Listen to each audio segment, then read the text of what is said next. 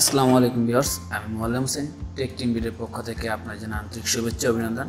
তো ভিউয়ার্স, আমি আজকে আপনাদের যে বিষয়টি নিয়ে টিউটোরিয়াল দেওয়ার চেষ্টা করব সেটা হচ্ছে যে আসলে আমাদের মোবাইলে আমরা অনেক সময় যে টাকা দিয়ে এমবি কিনি বা অনেকে ওয়াইফাই ইউজ করি। মূলত ওয়াইফাই অথবা এমবি যাই ইউজ করি না কেন, কিন্তু আমাদের মূল সমস্যা হচ্ছে যে আমরা ডাটা কানেকশন অন করার সাথে সাথে বা ওয়াইফাইয়ের সাথে কানেকশন করার সাথে সাথেই আমাদের প্লে স্টোর থেকে আমাদের দরকার না বা যে কোনো অ্যাপ অযথা ইনস্টল হয়ে যায়, যার ফলে হচ্ছে আমাদের মোবাইলের র্যাম যদি 2 GB বা 3 GB থাকে, তখন আমাদের দেখা গেলো যে ওই সফটওয়্যারগুলো ইনস্টল হওয়ার পর আমাদের মোবাইল স্লো হয়ে যায়। অর্থাৎ যেই সফটওয়্যারগুলো আমাদের দরকার না ওগুলো অটোমেটিক ডাউনলোড হয়ে যায় বা আপডেট নিয়ে নেয়। তো আমার দেখা গেলো যে আমার মোবাইলটা হচ্ছে 2 GB র্যাম, সেক্ষেত্রে আমি যে অ্যাপগুলো আমার এমনিতে অনেক অ্যাপস থাকে মোবাইলে ইনস্টল করা, তারপর যে অ্যাপসগুলো আমার ইনস্টল করা না, একদিকে তো ওই সফটওয়্যারগুলো ইনস্টল নেওয়ার পর বা আপডেট নেওয়ার পর আমার মোবাইলের সব র্যাম জায়গা নিয়ে নেয়। অপরদিকে আমি দেখা গেলো যে কোনো একটা কাজের জন্য, ইমার্জেন্সি কোনো একটা কাজের জন্য আমি এমবি কিনলাম বা ডাটা কিনলাম, আমি সেটা ওই কাজের জন্য যাব, ঠিক তার আগে দেখা গেলো যে সফটওয়্যারগুলো প্লে স্টোর থেকে ডাউনলোড দিয়ে বা আপডেট নিয়ে আমার এমবিগুলো শেষ করে ফেলে। তখন আসলে আমার মূলত কোনো আসল যে কাজ সেটা তো আমি করতেই পারি না, ওইদিকে আমার মোবাইলের প্ল্যান শেষ হয়ে যায়। তো এটা নিয়েছি আজকে মূল টিউটোরিয়াল। তো মূল টিউটোরিয়ালে যাওয়ার আগে ফিরে আসছি ইন্ট্রোর পর।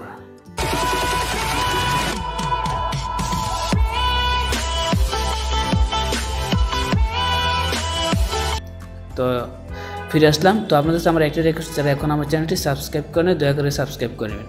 তো এই অটো আপডেট সিস্টেমটি অফ করার জন্য আমাদের সর্বপ্রথম যেতে হবে প্লে স্টোরে। এটা অবশ্যই আমাদের ডাটা কানেকশন অন রাখতে হবে। ডাটা কানেকশন অন করার পর আমাদের প্লে স্টোরে যেতে হবে।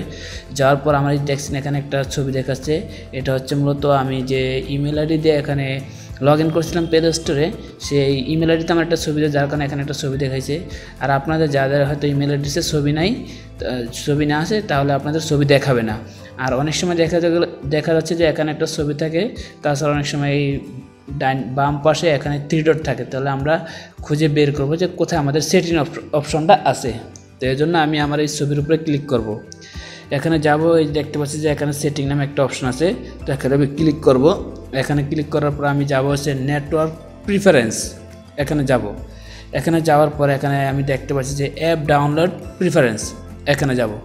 এখানে 3টা অপশন দেওয়া আছে। একটা হচ্ছে ওভার এনি নেটওয়ার্ক, অর্থাৎ ডাটা চার্জ মে অ্যাপ্লাই, অর্থাৎ আমি ডাটা অন করলে অথবা ওয়াইফাই অন করলে সে তার ইচ্ছা মতো যেই সফটওয়্যারগুলো নতুন আসছে সে ওই সফটওয়্যারগুলো ইনস্টল দিয়ে নেবে না বা আপডেট নিয়ে নেবে। আর একটা হচ্ছে যে 2 নম্বরে আছে যে ওভার ওয়াইফাই অনলি, শুধু আমি যখন ডাটা ব্যবহার করব তখন সে আপডেট নেবে না। আমি যখন কোনো ওয়াইফাইয়ের সাথে কানেকশন দেবো 10 দিন 12 দিন, বা দেখলো আমি বাসা সাধারণত নর্মালি ডাটা ইউজ করি, বা কোনো স্কুল কলেজে বা কোনো অফিসিয়াল দেখা গেলো যে ওখানে ওয়াইফাই আছে, ঠিক ওখানে যখন আমি ওভার ওয়াইফাই অনলি দেবো, ঠিক তখন ওয়াইফাই কানেকশনের সাথে সাথে সে ওই সফটওয়্যারগুলো আপডেট নেবে। আর যদি আমার মনে করেন যে এরকম দরকার নাই, আমার যখন মানে যেই সফটওয়্যারটা দরকার ঠিক তখন সে অটোমেটিক আপনার কাছে পারমিশন চাবে। যদি আপনি 3 নম্বরে সিলেক্ট করেন, তাহলে এখানে লেখা আছে আস্ক মি এভরি টাইম, অর্থাৎ সে যখন কোনো সফটওয়্যার ইনস্টল নিতে চাবে, ইনস্টল নিতে যাওয়ার সময় আপনার কাছ থেকে পারমিশন নেবে। আপনি তখন যদি পারমিশন দেন তাহলে সে ইনস্টল নেবে। এর জন্য আমরা এখানে সবসময় আস্ক মি এভরি টাইম এটা দিয়ে ওকে করে দেব। তারপর নিচে লেখা আছে অটো আপডেটস অ্যাপস, এখানে যাব। এখানে হচ্ছে সেম একসাথে 3টা অপশন লেখা আছে। তো এখানে আমরা 3 নম্বর অপশনে ক্লিক করব, do not auto update apps, অর্থাৎ কোনো সফটওয়্যার অটো আপডেটের দরকার নেই এরকম কিছু। তো আমি এখানে এই 3 নম্বর দিয়ে ডান করে দেব। তো এখন আপনাদের কাজ শেষ। তো এখন দেখবেন যে আপনাদের আর কোনো এরকম অটো আপডেট হবে না। তো আমার ভিডিওটি যদি আপনাদের ভালো লাগে তাহলে লাইক কমেন্ট এবং শেয়ার করবেন। তো আজ এই পর্যন্তই। আসসালামু আলাইকুম।